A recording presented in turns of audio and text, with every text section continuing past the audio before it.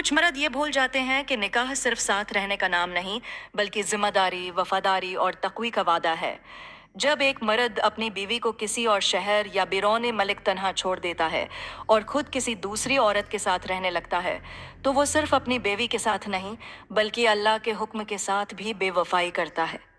इस्लाम में बगैर निकाह किसी औरत के साथ रहना, इसके साथ वक्त गुजारना, हंसना बोलना या दिल का ताल्लुक जोड़ना हराम है। ये रास्ता जिना की तरफ ले जाता है, और कुरान हमें जिना ही नहीं बल्कि जिना के करीब जाने से भी मना करता है।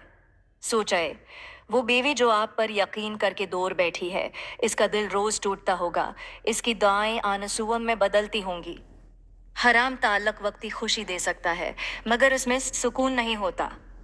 ना दिल मुतमईन रहता है, ना जिंदगी में बरकत आती है। ऐसे मर्द अपने घरों को खुद बर्बाद करते हैं, बच्चों के मुस्तकबल को अंधेरे में धकेल देते हैं और आखिरत में सख्त हिसाब को दावत देते हैं।